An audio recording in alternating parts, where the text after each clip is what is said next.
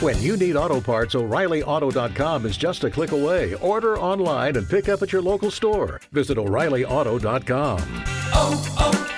O'Reilly Auto Parts. Hey, it's Kim Commando Today, your daily podcast to keep you up to date with all things digital and beyond. And I'd love to have you be a part of our podcast. You can make an appointment to speak with me.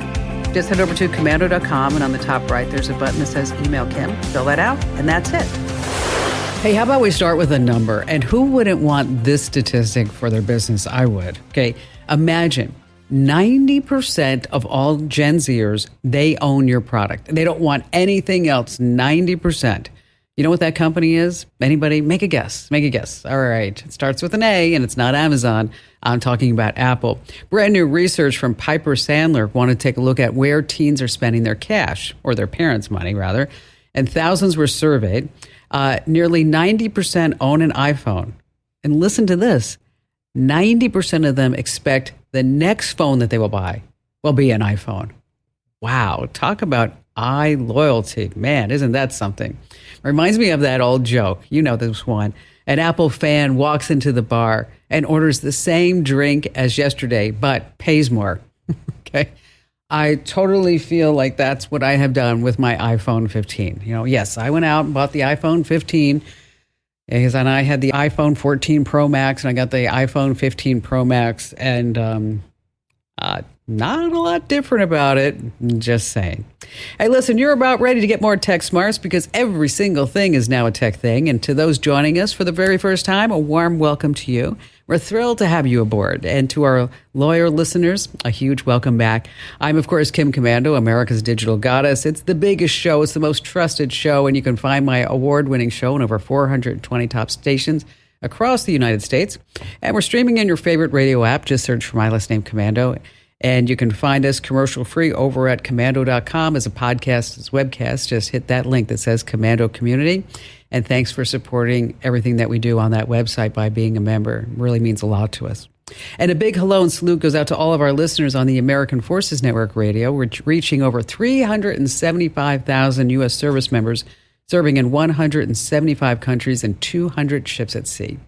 And of course, our T-Mobile unlimited listener line is now open at 1-888-825-5254 is the way to join us. And just a quick reminder, if you're just too shy to come on a big-time radio show and a huge podcast, I totally get that. What you need to do is just go over to commando.com, and when you're there, hit that link that says Email Kim. I read every single note that you send me there. All right, just for you, dear listeners and viewers, I check out at least 35 different websites every single day to make sure that you and I are both up to date. And here are the top 5 things you need to know about tech right now. And we're going to start with the first one. It's pretty tough. You see, Hamas plans to live stream the murders of Israeli and American hostages. Now, any tech company they use has the ability to stop the live stream. But the question is, should they? Now, there are 2 lines of thought. The first, do everything and anything possible to interrupt this broadcast. Tech companies working together, they can actually pull this off.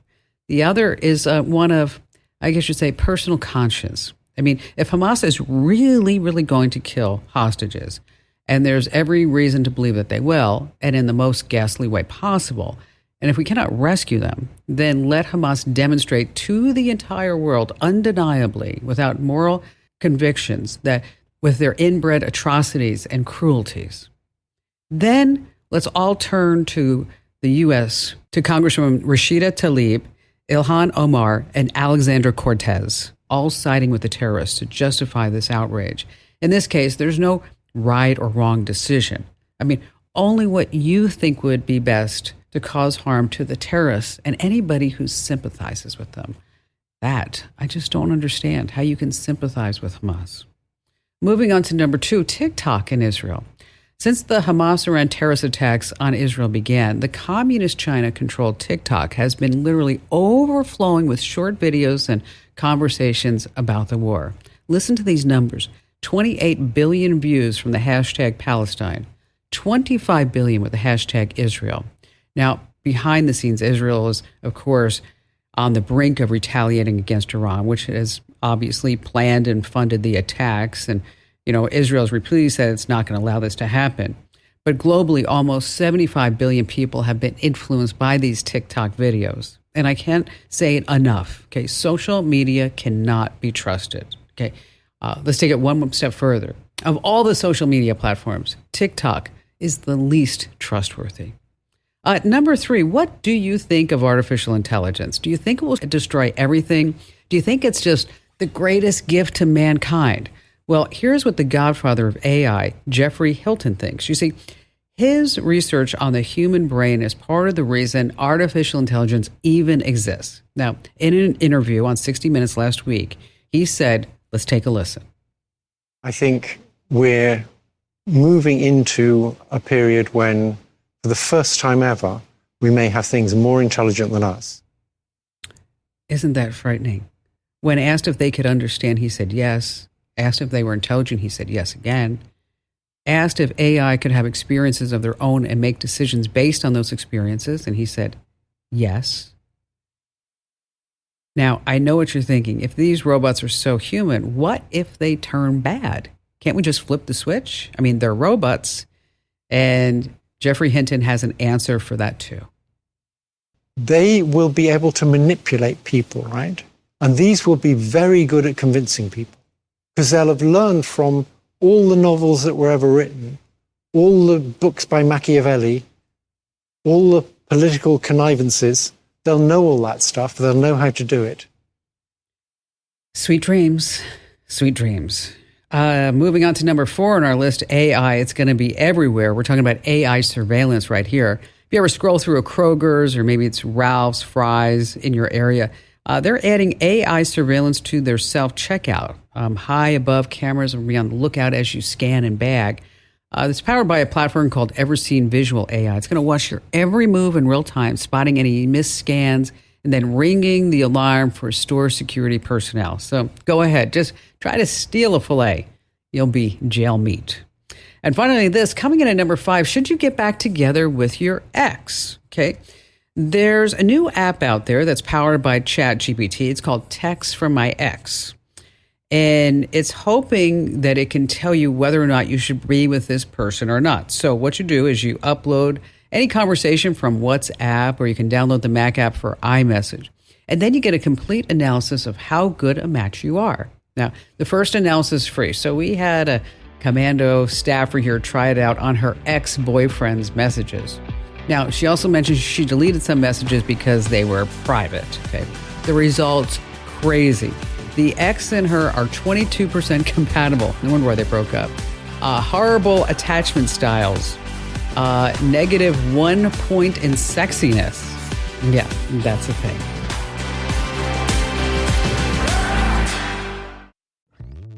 Hello, Saver. Whether you're saving for that trip to the tropics or saving for an emergency, now is the time to take advantage of Wells Fargo's savings options. Wells Fargo offers savings accounts that can help you save towards your goals. So, what are you saving for? Visit a Wells Fargo branch or wellsfargo.com/save to open a savings account today. Wells Fargo Bank, N.A., member FDIC.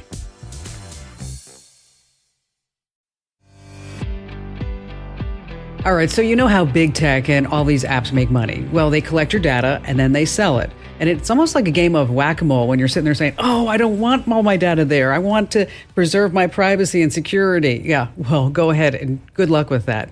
Well, joining us here on the Kim Komando Show special caller line is Ginny Fahs, and she's with Consumer Reports. And the reason why I wanted Ginny to come on and talk to both of us is that Consumer Reports just put out this app called the permission slip. And it's just that. It's where you are going to give a permission slip, that old school thing that you had, right? A permission slip for these companies to collect and disseminate and sell your data.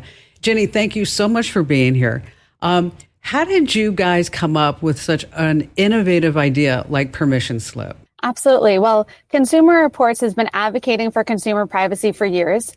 And we were very vocal about the need for privacy laws at the state level. When the first state privacy law passed in California in 2018 and then went into implementation in 2020, we did research to see how these privacy rights were working for consumers. And what we found is these privacy rights were very hard for people to use. On average, it took 10 or 12 minutes to use your right to privacy with any given company. And then consumers have relationships with thousands of companies. Yeah. So it would just be impractical for people to use their privacy rights widely without help. And so that's when we built Permission Slip. Permission Slip is a tool that helps you take control of your data with companies. And it means that you authorize CR to reach out to companies for you and manage your data for you, which saves you a lot of time. Well, what I like about it is that when you install it, is that it comes up with all these different apps. And then where you say, no, I don't want them to have my data. And you're going to do all the work to make sure that my data is gone, which is phenomenal. Yeah, that's exactly right. So there are two main actions you can take in Permission Slip. The first is you can tell a company to stop selling your data. And the second is you can tell a company to delete your data entirely from the database. And Permission Slip makes it easy. With a tap, you can send either a do not sell request or a delete request to a company. The different programs and the different apps that are kind of baked into Permission Slip, are those they just kind of run the gamut, or do you actually go onto a person's phone and say, oh, these are the apps that you have? We don't personalize the company list. So the company list is the same for all consumers. And that's because we built this app with data minimization in mind. In order for us to know what companies you have relationships with, we would have to ask for a lot of data from you. And that's not in line with our privacy principles. So what we do instead is we offer you a long list of companies. And these companies are big consumer names, but they're also companies that have very sensitive data about you. And then we reach out to those companies for you when you give us your permission. And so the data brokers, how many different data brokers are in the app? So data brokers are a kind of company that a lot of consumers don't know about because they're not household names. But data brokers are companies that build profiles of consumer data and then sell it widely, sell it to other companies, to advertisers, et cetera. And that's part of why companies know so much about you, is that profiles are being built and sold behind your back without your awareness or consent. And so one of the features we offer in Permission Slip is the ability to proactively reach out to more and more data brokers every month and tell those brokers that they're not allowed to sell your data anymore. And I'll tell you, the data brokers, they don't make it easy to get out. And I mean, we had a program for a long time. We called it Opt Out Tuesday here at Commando.com. And so every Tuesday we would present one site where you could get your data out. And, invariably, as soon as we published that, it just seemed like maybe a week later, they changed the instructions or they changed the place where you could opt out because, the more people they have in the database, the more money that they're going to be make, the more data points. How long does it take for a person to get out of a data broker site using Permission Slip? Yeah, so you're right that going to these data brokers on your own, it's really challenging to figure out how to even submit the request, yet alone get the request processed and honored. Under the laws in many states, companies have 15 business days to honor an opt-out of sale request and 45 business days to honor a delete request. So when you choose to use Permission Slip to send a request, it will take generally up to 15 days for opt-outs and 45 days for deletions to be resolved. So I noticed in the app that you ask for certain information, your name, your email address, your mailing address, your cell phone number. Talk to us about how that data is being protected and why Consumer Reports needs that data. Absolutely. So if we are reaching out to companies on your behalf and helping you manage your data, we need to be able to signify exactly which consumer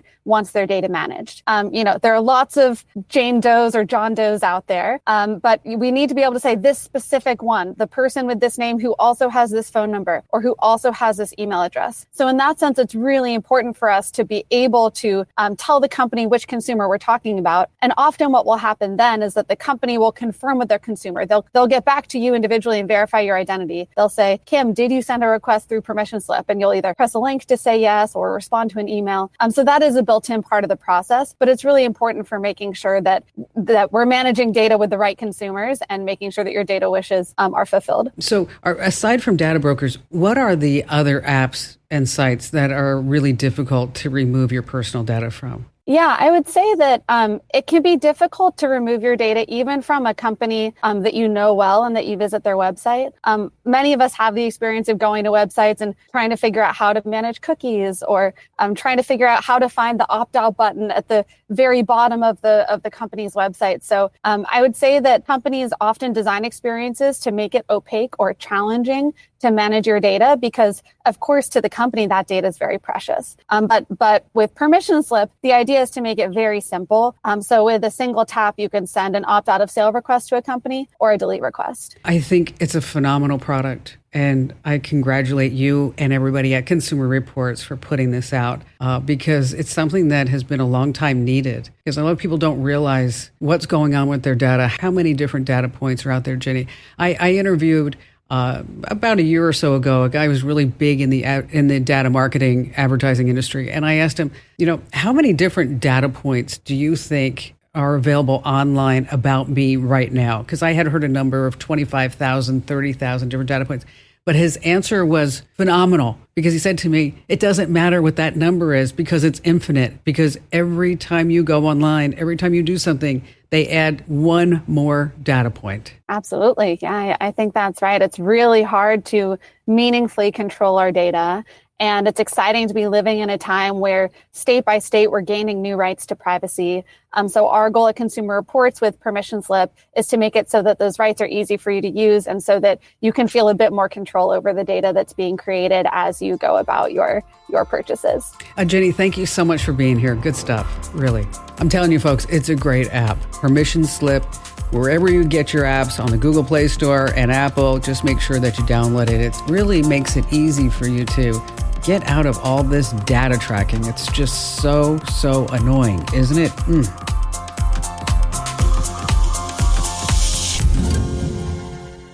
Forget the pressure to be crushing your workout on day one.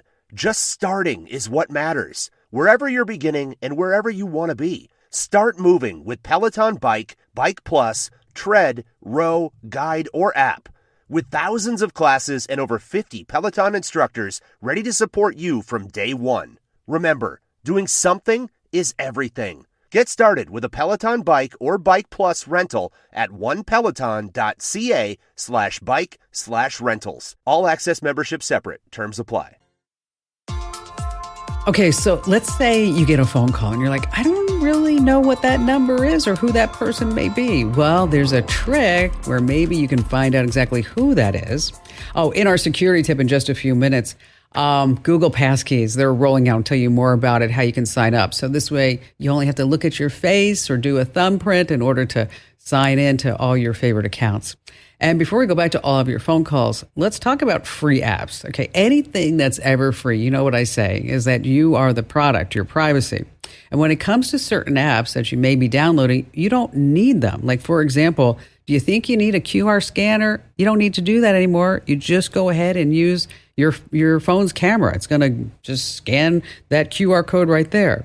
Now, what about if you're saying, oh, my battery's not working. I need to download an app because it's going to help me save battery juice. No, don't be downloading those either.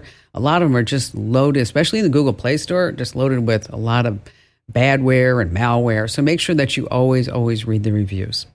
All right, Rick in Medford, Oregon, welcome. Howdy. So nice to talk to you, and I really appreciate you being there. Accessible, professional, and so personable, too. Oh, thank you, Rick. You're sweet. We're not even related. Right. Well, and my call comes kind of piggybacking off Jeff there. My daughter-in-law has been the victim of a phone porting scam that has cost them almost $10,000. Ooh, wow. Yeah, and they're kind of a loss to how to proceed. They've done a FTC report, a police report. They've talked with the phone carrier and the bank. Okay. The bank has kind of said, so sorry, this was done with your information from your phone, and we're closing the case. And they don't want to give them the money back? No, they're just closing it. Oh, okay, whatever. Okay, and what does the phone carrier say? The phone carrier in person was saying, yeah, we can see that the phone number was ported out. It was unauthorized. It wasn't done by you. Kind of so sorry. the most recently, and this just happened day before yesterday, they were finally able to get something in writing from the phone carrier, identifying that, the phone number was ported out. So now they are, my kids are sending off that letter from the phone carrier, the police report, and the FTC report all to the bank and asking them to reopen the case. Now, did the carrier say how it ported? Because a lot of times what happens is that what we're talking about, folks, is that a hacker, a scammer, a thief, whatever you want to call them, will suddenly have access to your phone number. Okay. Once they have access and they have control over your phone number, that's when they can do things like sign into your bank account and get what? That two-factor authentication code, right? And then once they're in the bank, that's when they can start transferring money left and right, okay, and stealing from it. Now, the reason why I ask if they could say how it was, a lot of these phone calls are now recorded by the carrier. We all know this. Okay? They may not want to admit that. But typically what happens is the hacker, thief, scammer, whatever you want to say, they contact the carrier and they say, oh, I'm Rick in Medford, Oregon, and here's all my information. And gosh, I need a new SIM card, or I need you to put this number on another phone, or whatever it may be. And then again, once they have control of that phone number, that's when they can access all those various accounts. So because this is happening so frequently now, that the carriers and the banks are doing that nice thing where they start pointing fingers at each other. Okay. Yeah. Okay. When really the carrier made a mistake, right? Okay. The carrier made a mistake. Okay. So if I were you, and I know this is your son you're talking about, is that if I were facing this situation, I would write a letter to the president of the carrier, an email. And then once I drafted it up, I put it on all their social media and say, why did you let this happen to me? I was your customer and I trusted you. They need to be held accountable for this. Okay. Now, most carriers, what you can do, and they need to do this moving forward, is that you can set up a unique PIN or passcode so that if somebody calls and they want to transfer your phone number, that you have to give them this extra layer of security. Right. And so they probably didn't have that set up because, let's just face it, you know what? A lot of people don't even know that exists. It's not like they come out and they say, oh, you know what? It's a good thing for you to do this. I've never seen an ad for that. Have you? Yeah. So it's a crappy situation. It is. Because they're going to have to get tough, and they're going to have to, in order to get the 10 grand back. I don't care who it comes from. I don't care if it comes from the carrier. I don't care if it comes from the bank. They both have insurance to cover this, and it's really the carrier's fault. So that's where I would go back to the carrier. Who is the carrier? This is Cricket. You know what? I would figure out how to get to the top brass at Cricket and write a nice email, a firm, a polite, a kind email saying, this is what's going on. This is what I need to have happen, and I want restitution.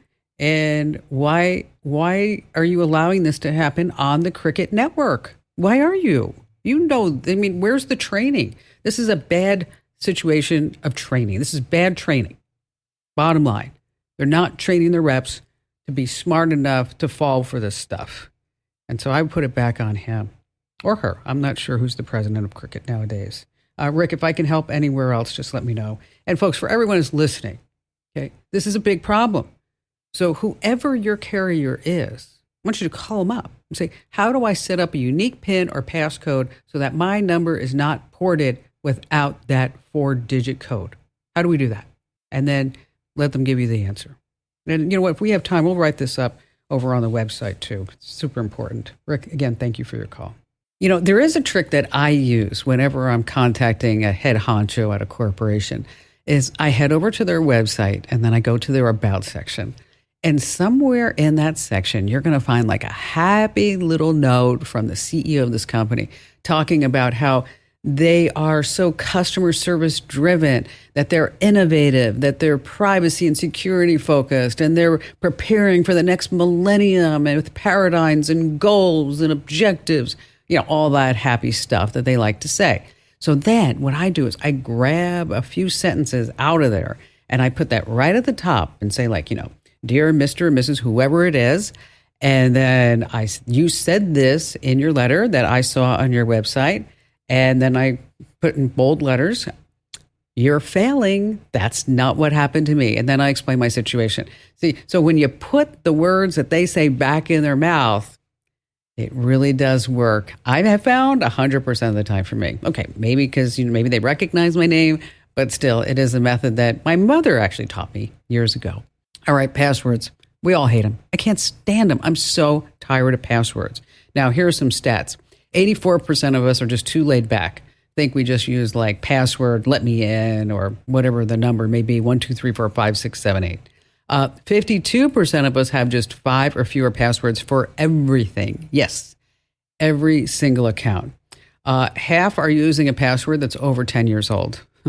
Like a fine wine? Not so much for security. So now we have the FIDO Alliance. It has nothing to do with dogs. It's the fast identity online. It's Google's way of saying, hey, it's a personalized passkey, your fingerprint, your facial scan, kind of like what we've been doing on an iPhone for many years and other devices. So here's what you do. You go to the letter G.co/passkeys. That's the letter G.co/passkeys. And then you tap Get Passkeys, you sign in, and then just follow all these on-screen prompts. And so what this means is the next time you need to get into a Google account, you're just going to be showing your face or your fingerprint, and then you're just there. Apple folks, you can use passkeys too.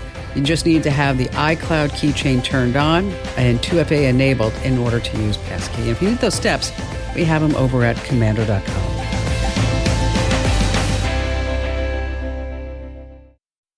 Fargo, the new virtual assistant from Wells Fargo, makes banking faster and easier. Like this. Fargo, what's my checking account routing number? And this. Fargo, turn off my debit card. And this. Fargo, what did I spend on groceries last month? And that's just the beginning. Do you, Fargo?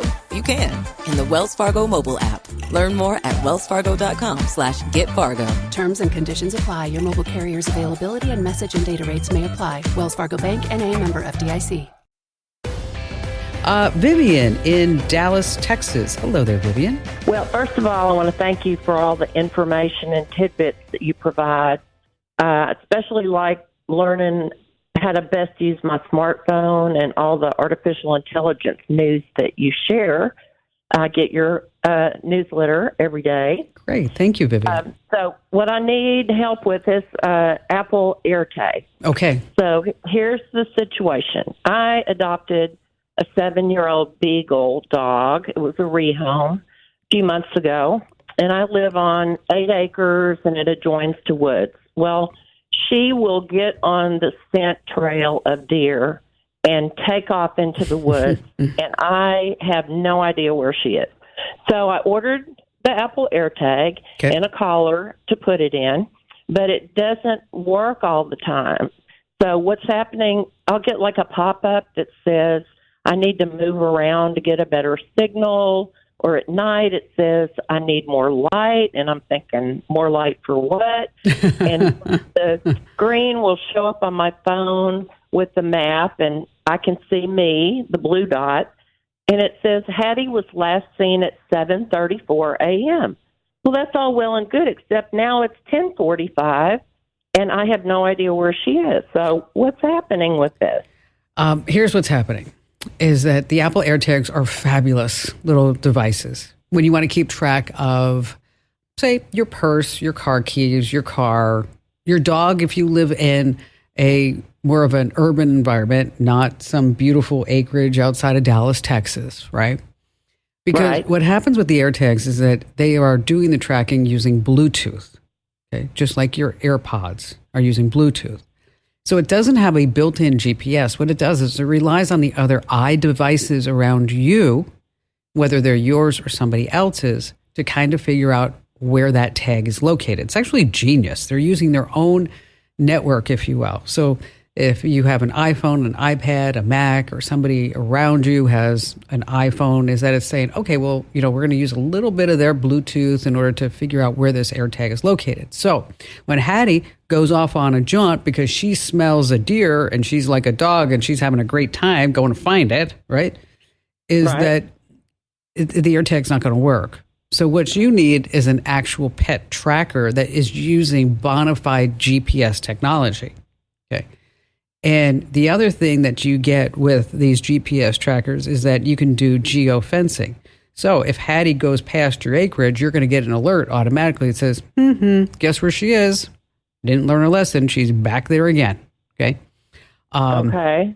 And so where do you find these? And, what are their names? Couple for you to look at. One is called the Fi collar. That's Fi. That's the one that I have on my golden retriever. And it's pretty sweet. Does all that geofencing, and she has activity monitoring, but there is a monthly subscription fee.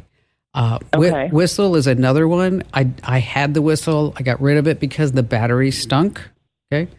And then there's another company called Halo, Halo, that they are now coming out with some new trackers, I believe. I couldn't get a Halo collar around my golden retriever because I didn't know this. And this is my life lesson, Vivian, is that for some reason I thought a golden retriever was like 60 pounds. Okay. Okay. All right. You laughed. All right. Okay. My golden retriever is 96 pounds. Oh my goodness. Okay. She's a big girl. Okay. So, and she's not fat. She's just big, I mean, and when I see her run across the fields, I mean, she looks like a horse just, going across. I mean, so she's not overweight. She's just big. And they don't make a collar that big? No. Oh. Nope. Wow. Nope. Don't know why that happened, but so that's why we settled on the Fi collar. So if you want to know where the dog is at any given moment, an AirTag, like I said, it's just not going to do it because it's not using the right technology. It's using Bluetooth. And so that's why you want to get with a dedicated GPS dog collar. And again, take a look at Fi. I wouldn't look at Whistle unless they fix the battery problem, which I'm not sure. Or take a look at Halo. And hey, when you decide, let me know and just give me a call back. Thanks, Vivian. Oh, I just mentioned my Instagram account. If you want to see something truly, truly funny, okay, is that I was in the backyard in Santa Barbara and I was looking for Abby. I just couldn't find her. And then I'm like, where could this dog be? And then across the way, I see the pool and the spa. And then there's Abby, literally standing in the spa, just kind of like jumping around, looking around. It's like the funniest thing. I'm like, I want to come back as my golden retriever. I really, really do. So in case you want to see that video, it's truly funny. Head over to Instagram.com/KimCommando. Dogs. Have you ever received a text message from a number you just don't recognize? And instead of saying, new phone, who may this be? Or no, I don't know you, wrong number. There is a trick. TikToker Liz Perez, she put on her channel, just totally blew up, went all over.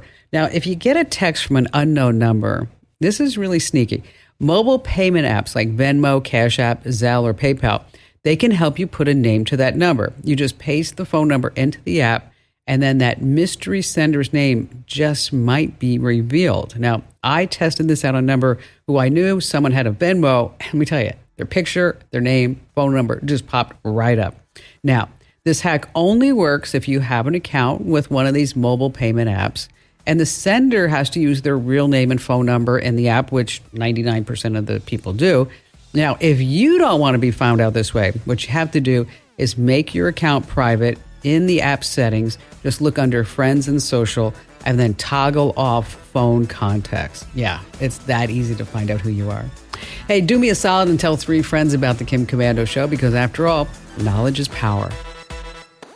This program is a copyrighted production of Westar Multimedia Entertainment and protected by the copyright laws. Any rebroadcast or use of this program for commercial, business, economic, or financial purposes without the written permission of Westar Multimedia Entertainment is strictly prohibited. Fargo, the new virtual assistant from Wells Fargo, makes banking faster and easier. Like this. Fargo, what's my checking account routing number? And this. Fargo, turn off my debit card. And this. Fargo, what did I spend on groceries last month? And that's just the beginning. Do you, Fargo? You can in the Wells Fargo mobile app. Learn more at wellsfargo.com/getfargo. Terms and conditions apply. Your mobile carrier's availability and message and data rates may apply. Wells Fargo Bank, N.A., member FDIC. Discover new opportunities together in a new Chevy. Meet up in an Equinox, winner of the J.D. Power Award for initial quality among compact SUVs. Lend a hand in the strong and capable Silverado, or mix it up in a high-tech Trax with an available 11-inch diagonal touchscreen. Find family, friends, and fun in the Chevy that's right for you. Click to learn more. Chevrolet, together let's drive. For J.D. Power 2023 U.S. Initial Quality Study Award information, visit jdpower.com/awards.